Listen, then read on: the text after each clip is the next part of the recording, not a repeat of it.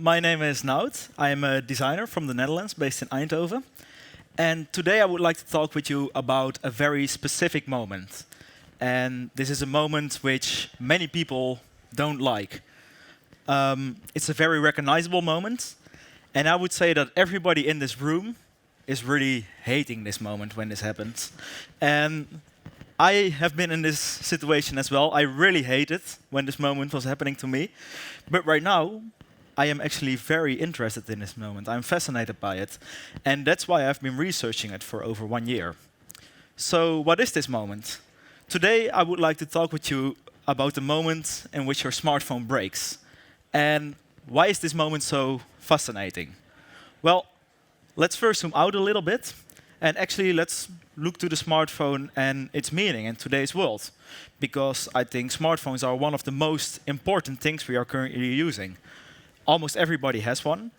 And that makes our life just a lot easier in terms of communication and connection. But smartphones are, of course, way more than a communication device. Smartphones are very personal instruments. We totally personify them with all the data and information we are uploading into it every day. And because of this, they enable us in efficiency, individualism, connection, communication, entertainment, and distraction.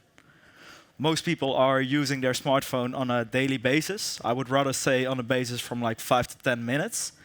And I think the time we invest in using our smartphone really stresses out the importance we are attaching to the functions which it is offering us.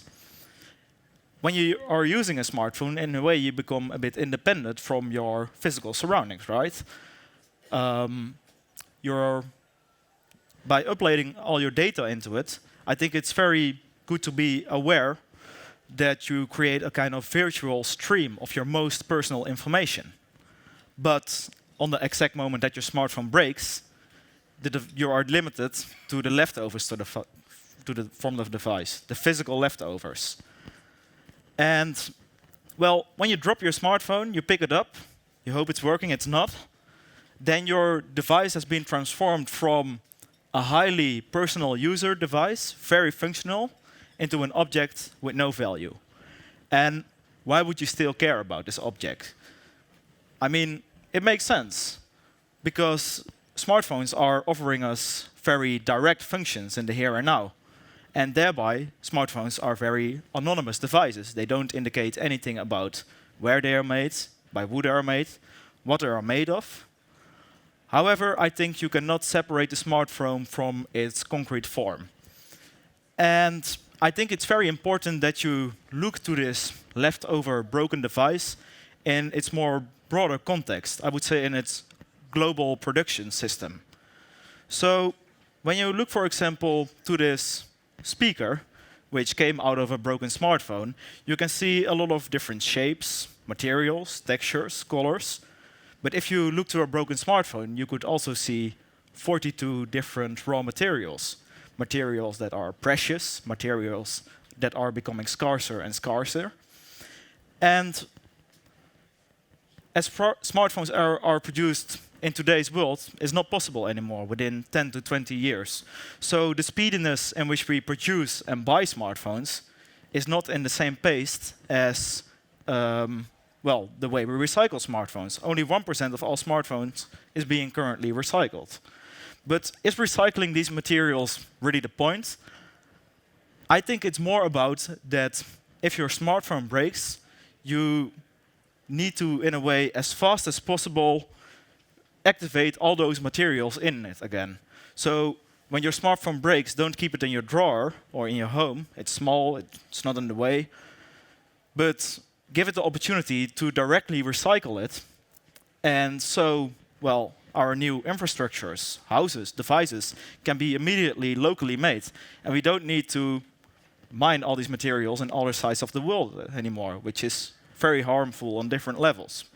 So you can see that the smartphone, the leftover of it, has a huge ecological factor. This is, for example, the aluminium out of an iPhone extracted. But apart from this ecological factor, there's a huge social factor as well. If you remember the data I spoke in the beginning about, if your smartphone breaks, all the hard data is still on the device. So maybe your smartphone is not accessible anymore, you can't turn it on anymore. But when you recycle your smartphone, it is very important that you prevent your information from disseminating into the public sphere.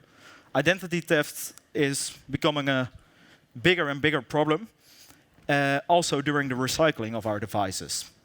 So I came to the idea that actually I could use this moment in which your smartphone breaks as an opportunity to redefine the value of the expired product.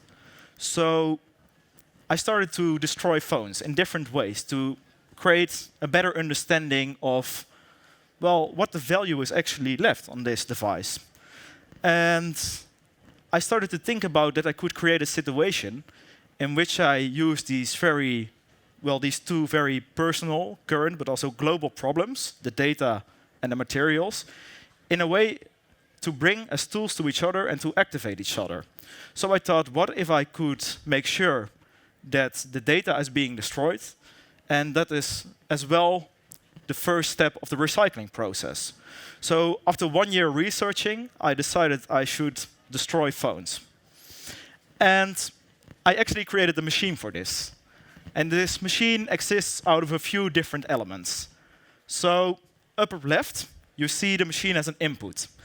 And this input, you can put your phone in there. Well, once you put your phone in there, you can see through this little window a shredder. And your phone is being broken in half. Once your phone is being broken in half, it falls under the knives of the shredder. And this makes it into smaller and smaller parts. It spits it out in this chamber, and above in this chamber, a camera is hanging. And this camera is taking a picture of your broken, crushed phone. So once this picture is taken, you can pull a handle, and your materials fall in this container. And I'm working together with a local recycling factory. So once this container is full with all these different 42 materials, I'm selling this container immediately to them. And they are reusing all those materials locally as fast as possible. But this is not the end of the machine.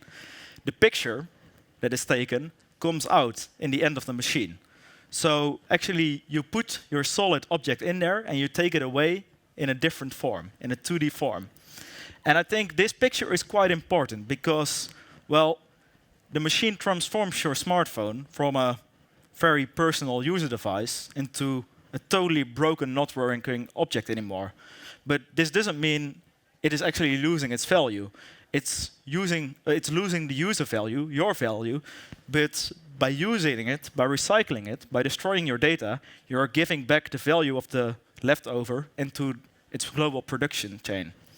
And the picture that you take home afterwards is actually the death portrait of your phone.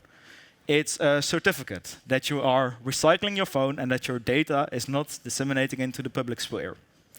So, is my project really about smartphones or about valuing smartphones or about recycling smartphones? I don't think it is at all. I think what I really want to bring across is that we need to create a better understanding of that our leftovers are still super valuable in their global production chain. And it is the relationship we have towards our stuff, broken or not, that defines the engagement and control over the products we use. Thank you.